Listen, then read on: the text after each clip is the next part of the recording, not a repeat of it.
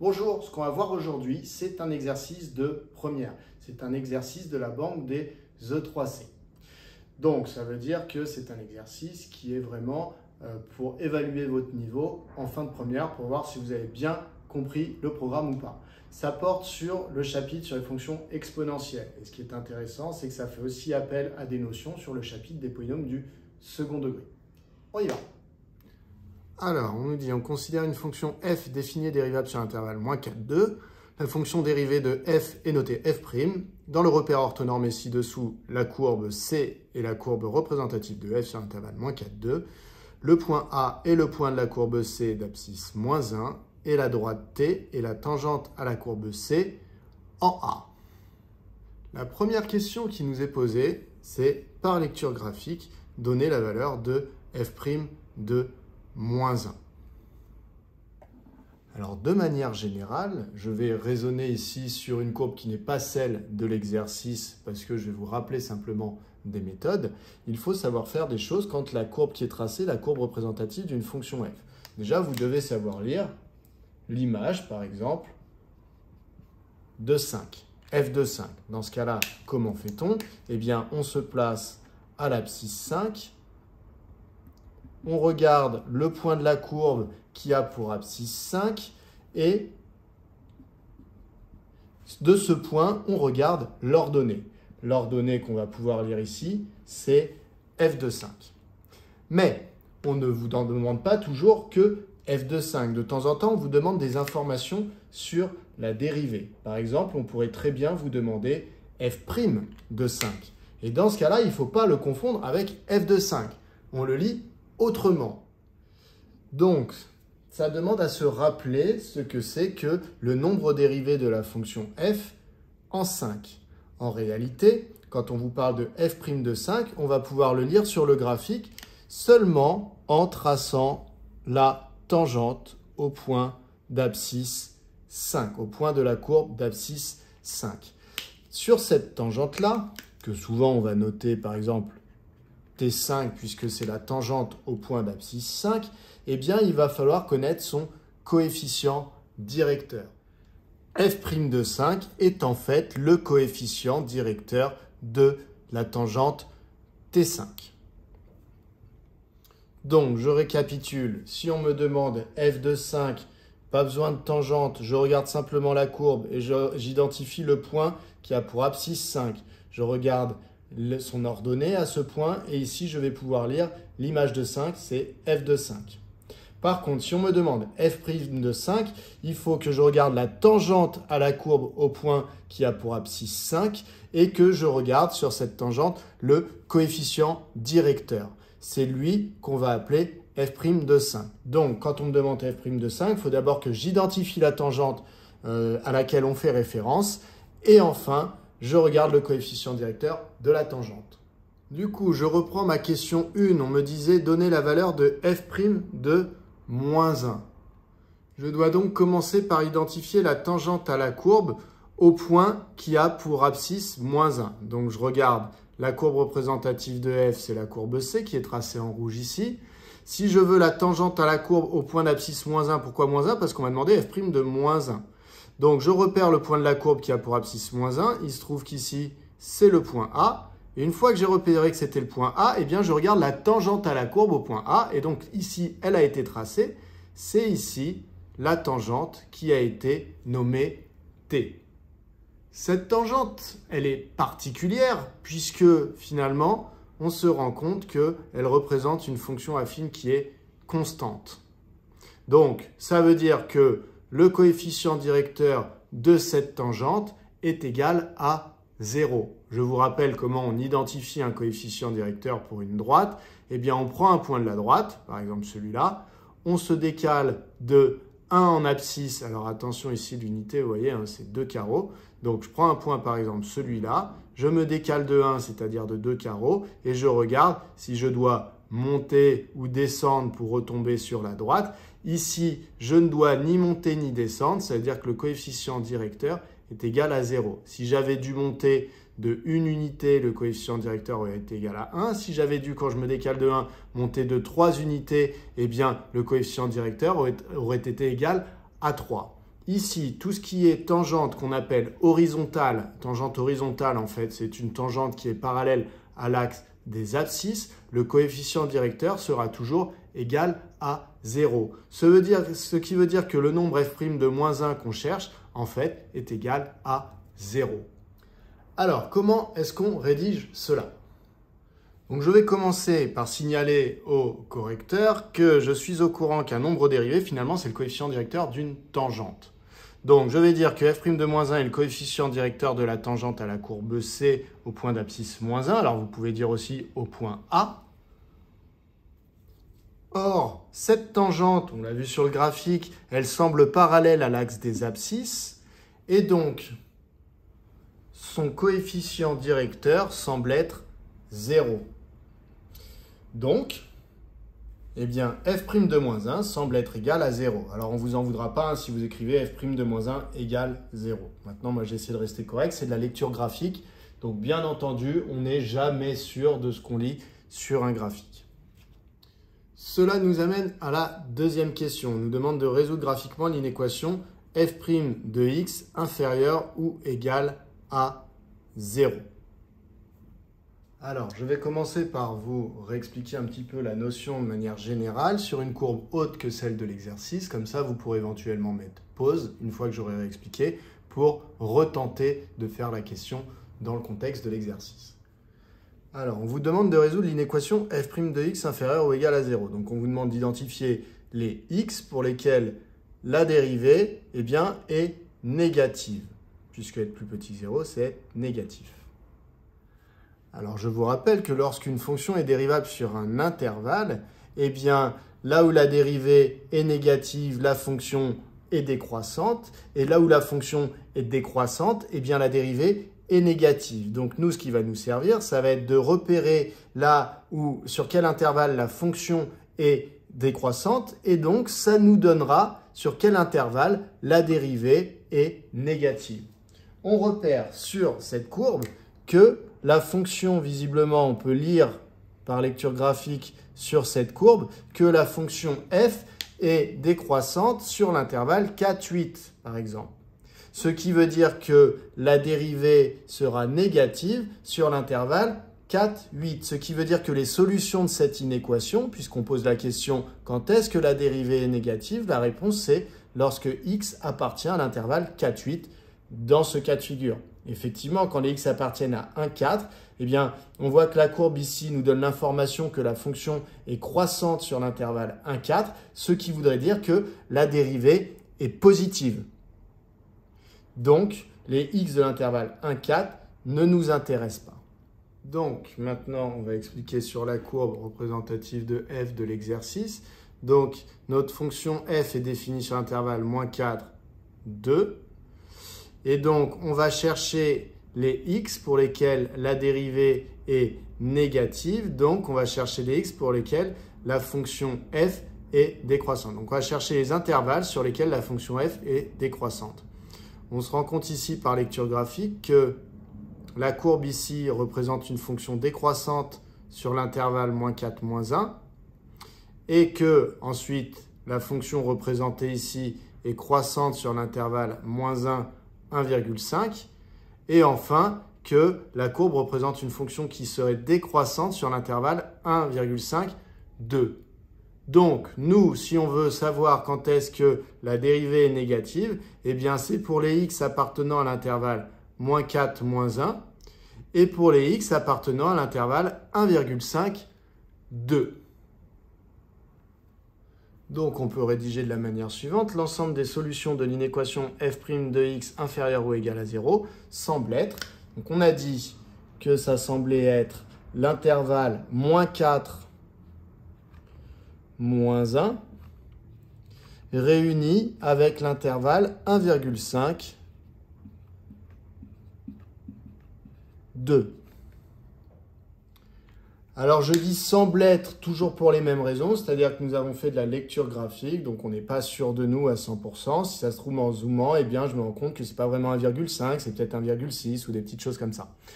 Donc, on dit semble être pour prendre des pincettes. Pourquoi est-ce que moins 1 et 1,5, j'ai les crochets ici fermés?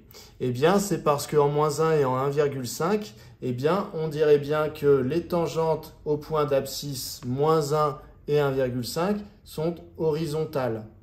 Ce qui veut dire que leur coefficient directeur vaut 0. Donc ça voudrait dire que le nombre dérivé en moins 1 et le nombre dérivé en 1,5 est égal à 0. Donc ce sont des valeurs qui sont bien solutions de l'inéquation, puisque l'inéquation c'était inférieur ou égal à 0.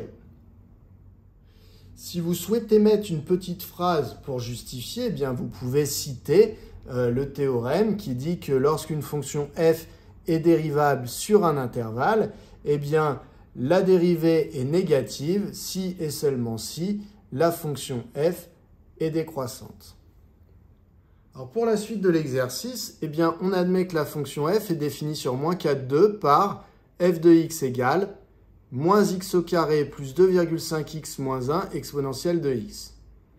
Question 3, vérifiez que pour tout x appartenant à l'intervalle moins 4,2, eh bien la dérivée a cette expression qui est notée ici. Donc dans cette question, très clairement, on vous demande d'appliquer vos formules de dérivation à la fonction f qui est définie par cette expression. Donc lorsque je veux déterminer l'expression de la fonction dérivée d'une fonction f, donc déjà dans l'exercice, il est admis que la fonction f est dérivable. Donc pas besoin de justifier qu'elle est dérivable, on peut directement se lancer dans le calcul de l'expression de la dérivée f'. Lorsque je souhaite dériver une fonction f, eh bien j'observe son expression et je cherche l'opération principale, c'est-à-dire la dernière opération que je serai amené à faire si je remplaçais x par une valeur et que je voulais calculer son image. Ici, c'est la multiplication. Lorsque j'ai un produit comme opération principale, j'observe les facteurs qui composent ce produit. Premier facteur, moins x au carré plus 2,5x moins 1. Deuxième facteur, exponentielle de x. J'observe si la variable x est dans les deux facteurs. Ici, c'est le cas. Elle est dans le premier facteur et elle est dans le deuxième. Ce qui veut dire que je vais devoir utiliser la formule de dérivation que vous connaissez sous le nom de u fois v. C'est obligatoire quand la variable se situe dans les deux facteurs. Donc, je commence par présenter les fonctions que je vais appeler u et v, ou plutôt leurs expressions. Donc, pour tout x appartenant à moins 4,2, il y aura u de x qui sera du coup le premier facteur et v de x qui sera le deuxième facteur. Je vais avoir besoin de leurs dérivées pour appliquer ma formule, donc je les calcule de suite. U' de x, eh bien, ça va être la dérivée du polynôme qui se situe ici.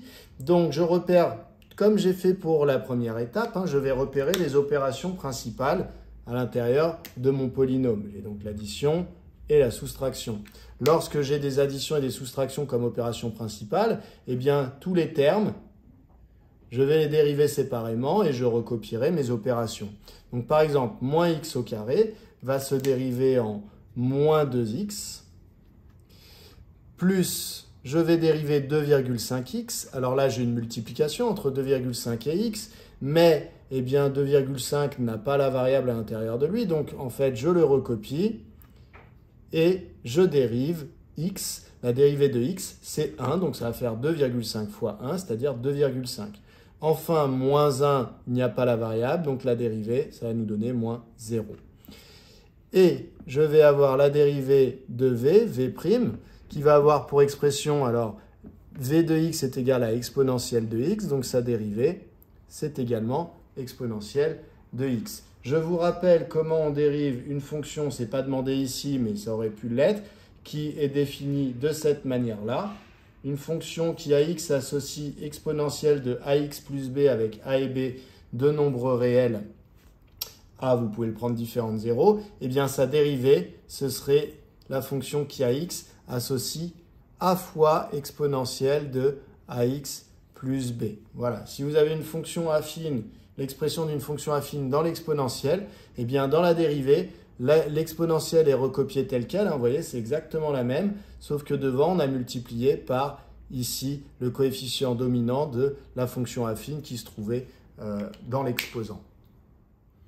Ça, c'était une petite parenthèse pour si jamais vous tombiez sur ce genre de questions. J'applique la formule de dérivation pour u fois v. Donc, ici, je vais dire, pour tout x appartenant à moins 4,2, bien je vais calculer f' de x. f' de x égale. Alors, je vais démarrer ici finalement parce que ça risque d'être un petit peu long. Donc la formule, c'est u' fois v. Donc je fais attention, dans u', vous voyez, il y a une addition. Donc je mets bien des parenthèses autour pour que bien tout u' soit multiplié par v.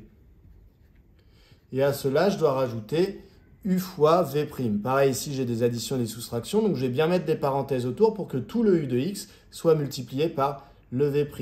Donc moins x au carré plus 2,5x moins 1 fois v' qui est égal à exponentielle de x. Lorsque j'en suis là, eh bien, je ne suis pas encore arrivé à l'expression qui m'avait été demandée. Vous voyez ici, dans cette expression, eh bien, visiblement, il y a eu une factorisation par e de x. Donc, je vais tenter de faire cette factorisation par e de x. Ça tombe bien, parce que pour l'instant, l'opération principale, c'est une addition. Moi, je vais factoriser par ce qu'ont les termes en commun. Donc, les termes, il y a ici, c'était le premier terme, et là, c'est le deuxième. Qu'est-ce que je vois d'évident en commun? Le fameux exponentiel de x. Donc, finalement, eh bien, je vais pouvoir factoriser par exponentiel de x. Qu'est-ce que ça me donne? Donc, il y aura des choses dans les parenthèses. Et derrière, j'aurai fois exponentielle de x. Qu'est-ce que j'ai dans les parenthèses? Alors, exponentielle de x. Ici, dans ce terme-là, je l'avais moins 2x plus 2,5 fois. Donc, moins 2x plus 2,5. Et dans cette parenthèse-là, exponentielle de x, je l'avais moins x au carré plus 2,5x moins une fois. Donc, moins x au carré plus 2,5x moins 1. Du coup, si j'effectue les calculs dans la parenthèse, donc je vais avoir moins x au carré, dx, là il y en a moins 2, et là il y en a 2,5. Donc 2,5x moins 2x, eh bien il en reste que 0,5. Ici, je me retrouve avec 2,5 moins 1, donc ça me donne plus 1,5, le tout facteur de e de x. A priori, je pense avoir fini.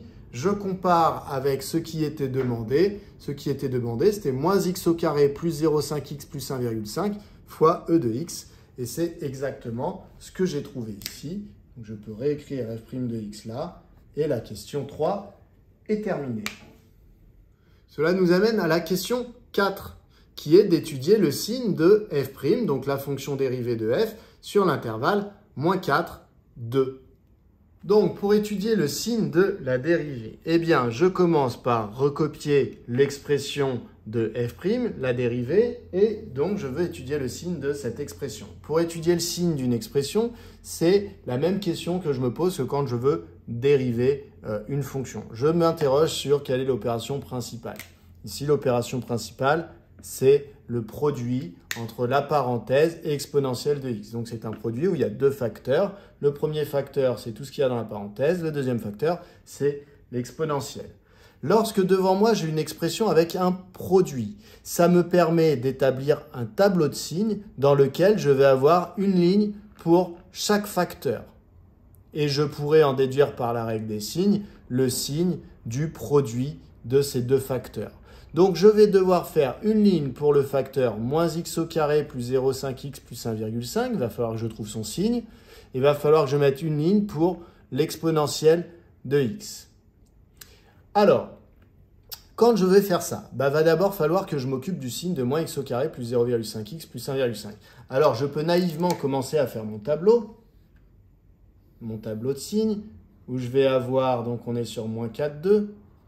Je vais avoir le signe de moins x au carré plus 0,5x plus 1,5. En dessous, j'aurai le signe de exponentielle de x. Et en dessous, j'aurai le signe de la dérivée f' de x. Donc, a priori, je devrais pouvoir établir un tableau de signes comme celui-là. L'exponentielle, je sais qu'une de ses propriétés qui est dans votre cours, c'est que l'exponentielle est strictement positive sur R tout entier, donc en particulier sur moins 4, 2, donc je pourrais déjà compléter avec un plus. Le souci, ça va être de compléter la ligne avec le polynôme du second degré. Alors vous savez que pour étudier le signe d'un polynôme du second degré, ça fait appel à un des premiers chapitres que vous avez pu faire en première sur les polynômes du second degré. Donc, avant de faire ce tableau, puisque je me rends compte que je vais devoir faire une étude un petit peu poussée de ce polynôme, eh bien, tout simplement, je vais faire l'étude de ce polynôme séparément. Donc, étude du signe de ce polynôme. Alors, je vais vous montrer deux méthodes. Alors, les deux méthodes reviennent à chaque fois au même à la fin. Hein. Le signe du polynôme, ici, va dépendre du coefficient dominant, bien entendu. Puisque le coefficient dominant est négatif, on sait que si on traçait la courbe représentative de cette fonction polynomiale ici qui est devant nous, eh bien ça donnerait une parabole qui serait ouverte vers le bas puisque le coefficient dominant est négatif. Donc maintenant, plusieurs possibilités. Soit ce polynôme n'a pas de racine, ce qui veut dire que la courbe représentative de ce polynôme ne coupe jamais l'axe des abscisses, ce qui oblige l'axe des abscisses à être au-dessus, comme ça.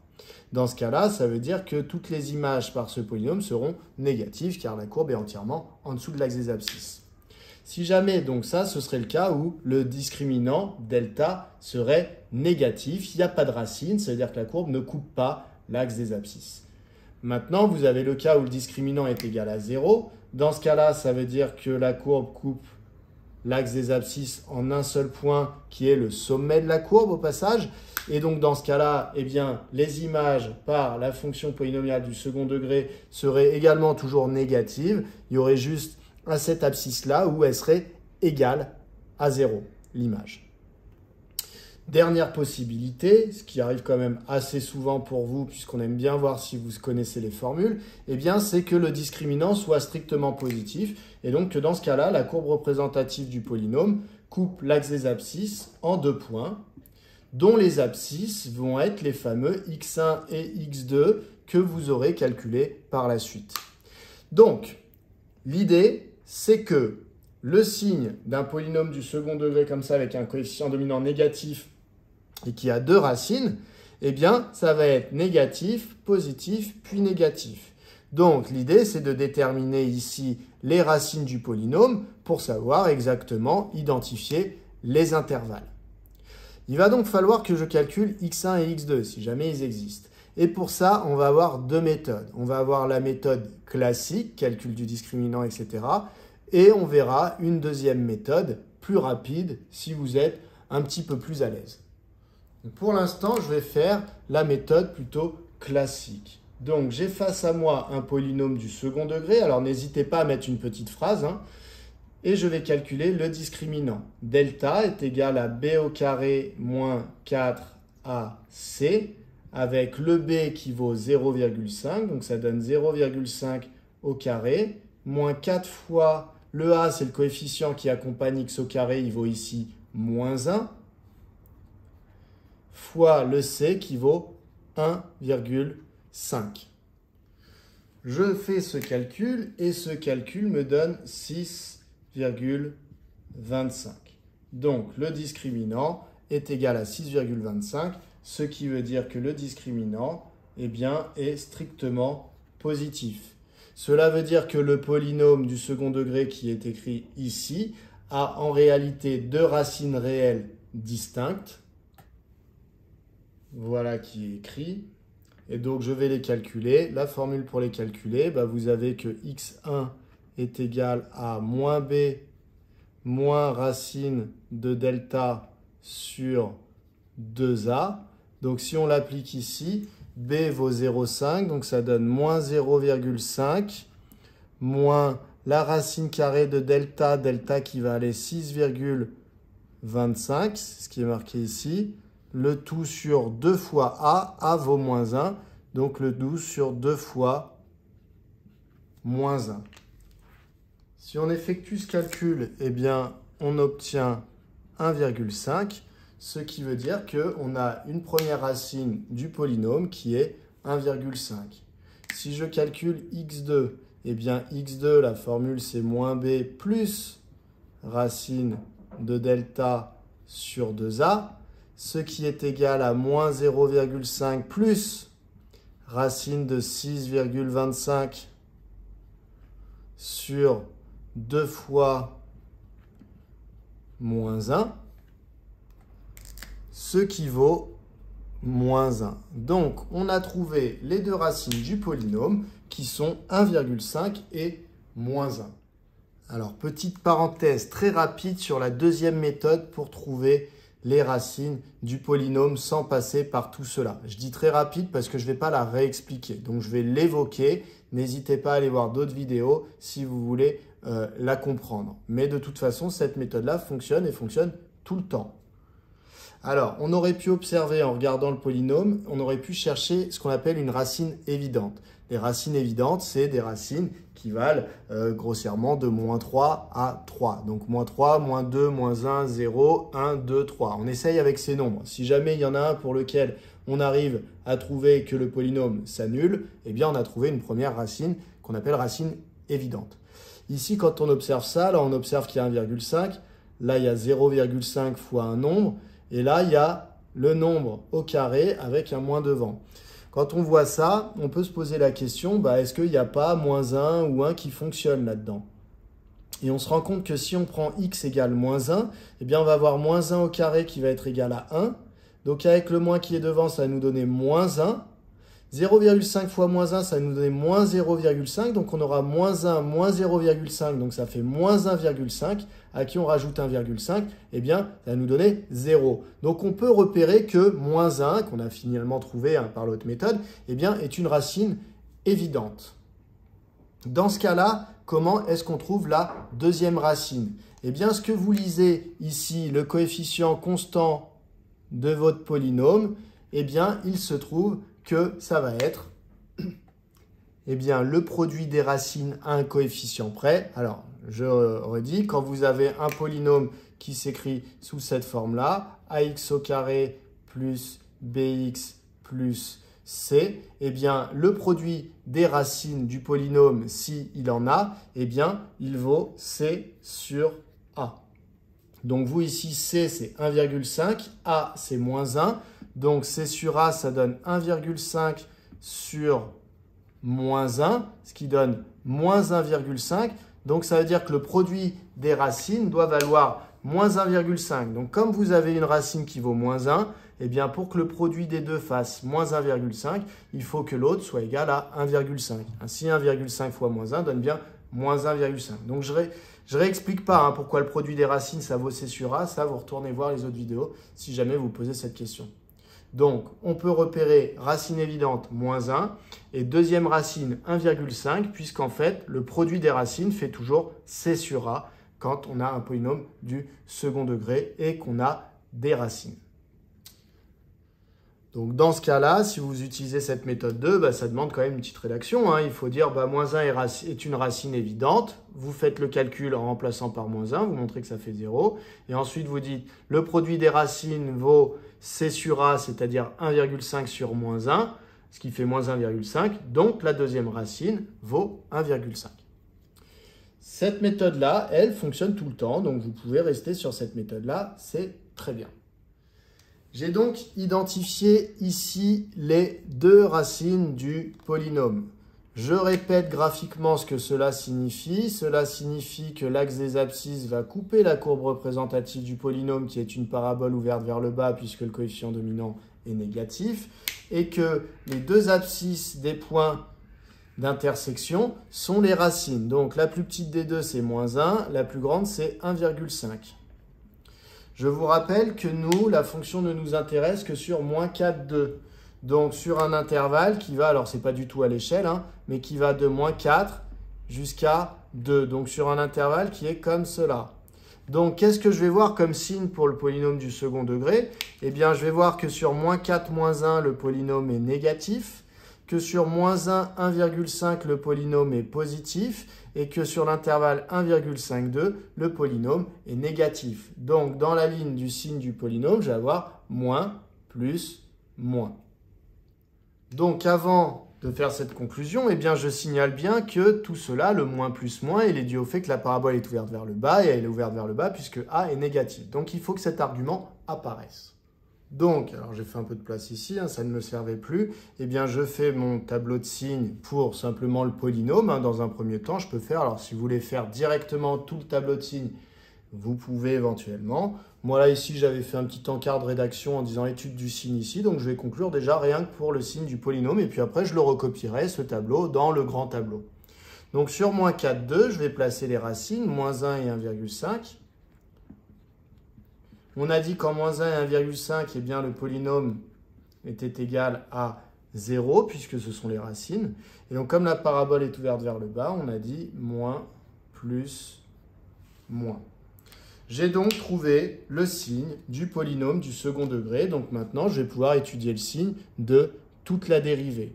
Donc je vais marquer ici retour à f' de x. Et je vais faire le grand tableau de signes dans lequel figurera ce petit tableau de signes ici. Donc, retour au signe de f' de x. Je vais donc à nouveau faire le tableau de signes pour étudier le signe de f' de x du produit. Donc, j'ai x qui prend ses valeurs sur l'intervalle moins 4, 2. Ensuite, je vais avoir le signe de moins x au carré plus 0,5x plus 1,5. Ensuite, je vais étudier le signe de l'exponentielle ici. Et enfin, je vais étudier le signe de f' de x. Alors, habituellement, j'écris signe 2, signe 2, signe 2. J'essaie d'alléger un petit peu les notations pour que sur le tableau, ça ne charge pas trop. Le signe du polynôme du second degré, on vient de le justifier. Donc, les valeurs importantes sont moins 1 et 1,5. En ces valeurs-là, eh bien, le polynôme du second degré s'annule. On a vu que le signe était moins plus moins. L'exponentielle, on sait que l'exponentielle est toujours strictement positive sur R, donc en particulier sur moins 4, 2. Ça peut nécessiter une petite phrase sur le côté. Ici, vous pouvez dire car exponentielle est strictement positive sur R. Donc du coup, sur moins 4, 2 aussi. Enfin, on peut trouver du coup le signe de la dérivée. Donc quand x appartient à l'intervalle moins 4, moins 1, eh bien on a le polynôme, premier facteur ici, qui est négatif. Et le deuxième facteur, l'exponentielle, qui est positif. Donc quand je multiplie quelque chose de négatif avec quelque chose de positif, j'obtiens quelque chose de négatif. Donc si x appartient à moins 4, moins 1, le résultat d'f' de x sera négatif. Si x vaut moins 1, le polynôme, lui, il vaut 0. Donc le polynôme, ici, il est égal à 0 si je remplace x par moins 1. Donc l'exponentielle, elle peut valoir ce qu'elle veut. De toute façon, puisque le polynôme vaut 0, le résultat de f' sera égal à 0. Si x est sur l'intervalle moins 1, 1,5, eh bien le polynôme, cette fois-ci, est positif. Donc le calcul ici va me donner un résultat positif. L'exponentielle aussi. Donc je vais multiplier deux nombres positifs. Je vais obtenir un résultat positif. Si x vaut 1,5, le polynôme s'annule. L'exponentielle vaut ce qu'elle veut, mais comme le polynôme s'est annulé, la multiplication va être égale à 0. Et sur l'intervalle 1,52, eh bien le polynôme du second degré donne des résultats négatifs. L'exponentielle, elle, donne des résultats positifs. Donc, quand je multiplie les deux, je vais obtenir un résultat négatif. J'ai donc étudié le signe de f' de x. Vous voyez, c'était un petit peu long parce que j'ai dû refaire l'étude du signe d'un polynôme du second degré. C'est un très bon moyen de vous évaluer sur l'un des premiers chapitres de votre classe de première. Vous voyez, finalement, en fin d'année. La dernière question de cet exercice qui est assez logique après la question qu'on vient de faire, c'est en déduire les variations de f sur l'intervalle moins 4, 2. Alors vous savez que les variations se déduisent directement du signe de la dérivée. Donc comme dans la question 4, j'ai étudié le signe de f' sur l'intervalle moins 4, 2, il va être facile pour moi de trouver les variations de f sur l'intervalle moins 4, 2. Alors attention, dans la question, on m'a demandé d'en déduire les variations, on ne m'a pas demandé de dresser le tableau de variation. Donc, vous savez que quand on dresse un tableau de variation, eh bien en fait, Alors, je le fais à la suite, mais normalement, ça va faire dans une nouvelle question, si on me l'avait demandé. Eh bien, quand on fait un tableau de variation, on va obtenir les variations de la fonction f. Mais normalement, quand vous dressez un tableau de variation, il faut qu'il soit complet avec toutes les informations dont vous disposez. Donc, ça veut dire qu'il faudrait calculer l'image de moins 4, l'image de moins 1, l'image de 1,5 et l'image de 2, normalement, de manière très rigoureuse. Donc, le tableau de variation est contraignant puisqu'il y a des calculs à faire en plus. Ce n'est pas juste des flèches à mettre dedans. Donc, lisez bien la question, et quand la question ne vous oblige pas à faire un tableau de variation, et ici c'est simplement en déduire les variations de f, eh bien ça veut dire que vous pouvez vous en sortir avec des phrases plutôt qu'avec un tableau.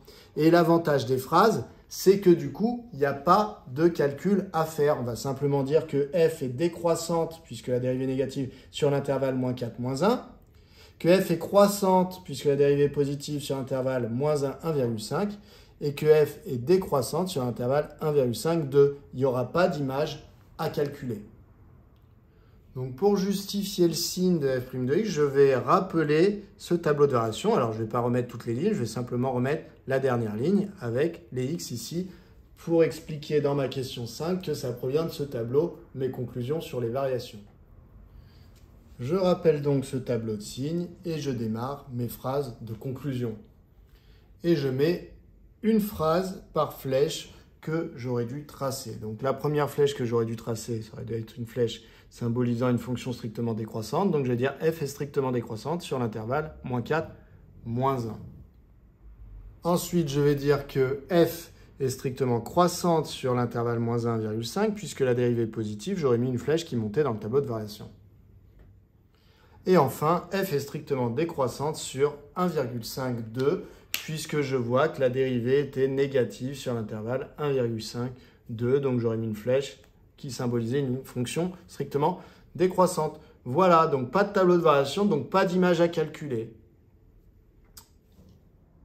Ça y est, c'est fini. Alors j'espère que la correction a bien été comprise. Le mieux, ce serait que vous ayez réussi sans la correction. Là, ce serait complètement parfait. Je vous souhaite bonne continuation. Entraînez-vous, entraînez-vous, entraînez-vous. À bientôt.